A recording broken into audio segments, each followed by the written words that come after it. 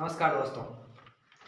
हमने पिछली क्लास में चर्चा की थी इसके 1 नंबर पॉइंट से, और वो जो 1 नंबर पॉइंट था वो आपके था रेगिस्तान का मार्च।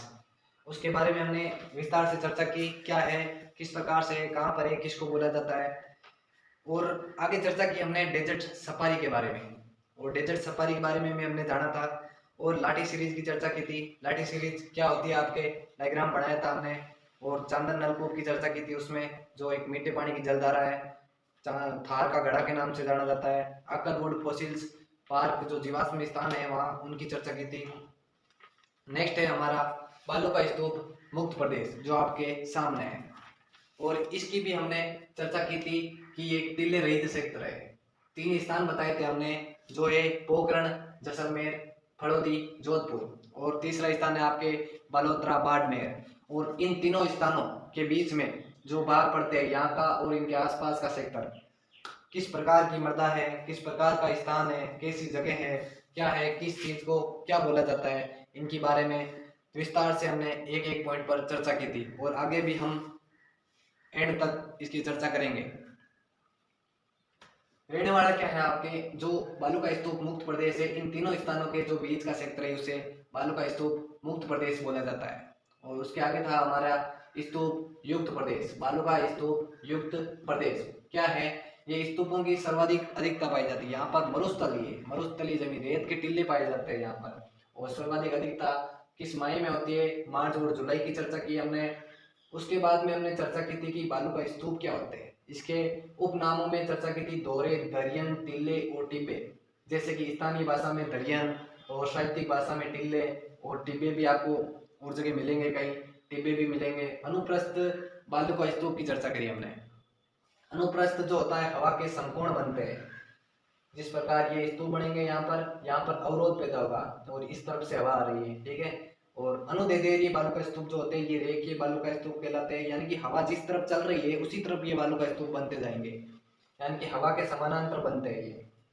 आगे हमने चर्चा की अर्धचंद्राकार बालू का स्तूप, और जिसे बरखान के नाम से जाना जाता है। बरखान प्रसिद्ध नाम है और बरखान के नाम से जाना जाता है। और सर्वाधिक नुकसानदायक बालू का स्तूप की अगर कोई क्वेश्चन आ जाए आपके सामने तो वो है आपके बरखान। और मरुस्थलीकरण के लिए सर्वाधिक उत्तरदायी बालू का स्तूप कौन सा है आपके, वो है यही अर्धचंद्राकार बालू का स्तूप, या बरखान कह सकते हो आप इसको। और इसके बारे में हमने कुछ क्वेश्चंस को लेकर चर्चा करेंगे। जिस प्रकार ये इसके लिए एक प्रसिद्ध गांव है, कौन सा गांव है भाई, बालेरी गांव। और बालेरी गांव आपके है चूरू में। ये बरखान के लिए प्रसिद्ध गांव है, ठीक है। और प्राचीन बरखान पूछ ले कि प्राचीन बरखान कहाँ पर बनते हैं, तो वो बनते हैं आपके जैसलमेर में बनते हैं। और अगर नवीन बरखान के बारे में पूछ लिया जाए तो नवीन बरखान कहाँ बताना है आपको, नवीन बरखान बताना आपको शेखावाटी प्रदेश में। कहाँ बताना भाई, शेखावाटी प्रदेश में। अब यहाँ पर हमारा ज्यादा कुछ स्पेस नहीं रहा है, तो मैं आपको कुछ बरखान के बारे में, जो ये है ना क्या बालू का स्तूप, इनके कुछ और भी स्तूप है जो आकृति के आधार पर बनते हैं, और उनके बारे में ज्यादा विस्तार से तो नहीं बता सकता, लेकिन मैं कुछ चीजें मैं आपको यहाँ पर बता सकता हूँ, ठीक है। इनको यहाँ से एक बार स्किप कर लेते हैं तो, ताकि हमारे यहाँ बताने में आसानी होगी, ठीक है।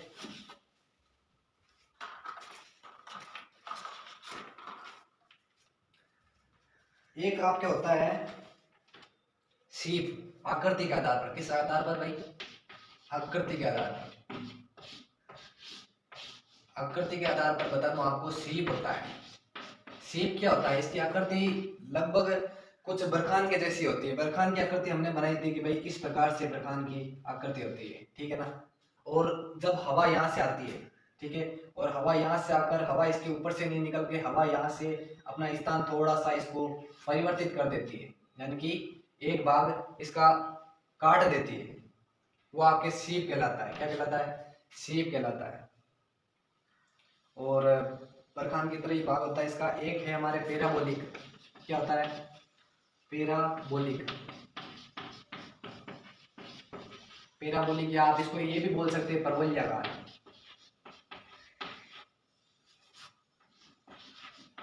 परवलयाकार, क्या भाई, परवलयाकार भी कह सकते हैं आप इसको।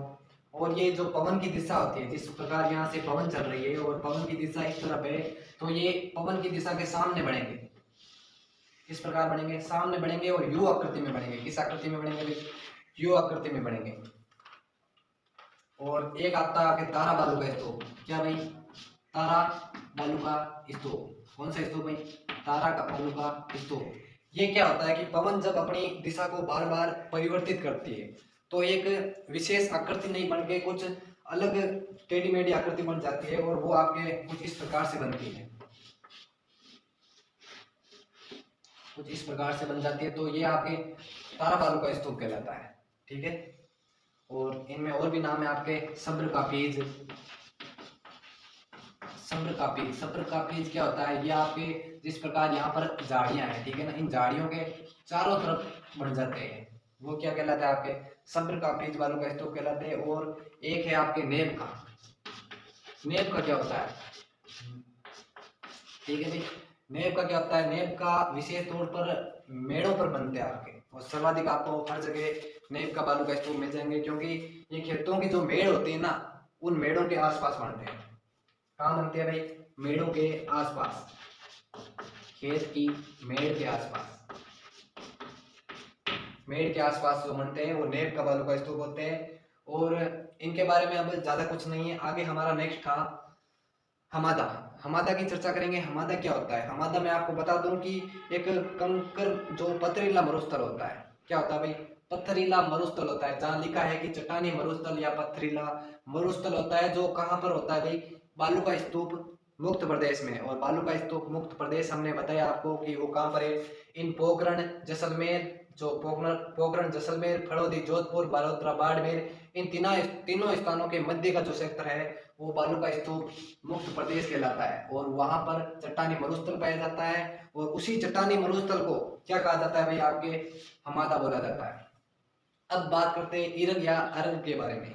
इरग क्या होता है? ये सेक्टर चट्टानी है तो इसके बाहर मरुस्थल तो है ही, और जो पूर्णतः रेतीला मरुस्थल है उस पूर्णतः रेतीले मरुस्थल को क्या बोला जाता है भाई? आपके इरग या अरग के नाम से जाना जाता है। और यहाँ पर किसी भी प्रकार की वनस्पति नहीं पाई जाती है, वनस्पति रहित क्षेत्र कहलाता है ये। आगे है नेक्स्ट हमारा रेग। रेग क्या होता है? और इस सेक्टर में पथरीला चट्टानी भाग है, तो इन भाग के बाहर क्या है भाई? मरुस्थल है, मरुस्थल है। ठीक है। और जो मरुस्थल यहाँ पर और यहाँ पर चट्टानी, और दोनों का जो समन्वय होता है, जहाँ पर ये मिश्रित होती है, तो वहां पर आपको मरुस्थल भी मिलेगा और कुछ चट्टानें भी मिलेंगे। तो ये कह सकते हैं कि कंकड़नुमा जो मिश्रित मरुस्थल होता है, जहाँ पर आपको बालू मिट्टी भी मिलेगी और गोल गोल कंकड़ भी मिलेंगे, वो सेक्टर कहलाता है आपके रेग के नाम से जाना जाता है। लास्ट है हमारा सीज। सीज क्या है? सीज देखो भाई, सोलर एनर्जी एंटरप्राइजेज जोन। क्या होता है? सीज क्या है भाई? Solar energy enterprises zone. और ये कहाँ पर है जोन आपके? ये इसी सेक्टर पोखरण, फड़ौदी और बालोतरा, जहाँ चट्टानी मरुस्थल है, और उस चट्टानी मरुस्थल का जो सेक्टर है उस सेक्टर में सौर ऊर्जा की सर्वाधिक संभावना है। यहाँ पर सौर ऊर्जा से विद्युत का उत्पादन किया जाता है, जिसको सीज के नाम से जाना जाता है। किस नाम से जानते हैं भाई? सीज के नाम से जानते हैं। और इस क्लास के बारे में हम यहाँ तक चर्चा करते हैं। नेक्स्ट क्लास स्टार्ट करेंगे हम सीज से आगे। 12 नंबर पॉइंट हो गया, और नेक्स्ट रहने वाला आपके 13 नंबर पॉइंट। 13 नंबर पॉइंट से स्टार्ट करेंगे हम नेक्स्ट क्लास में। धन्यवाद जी।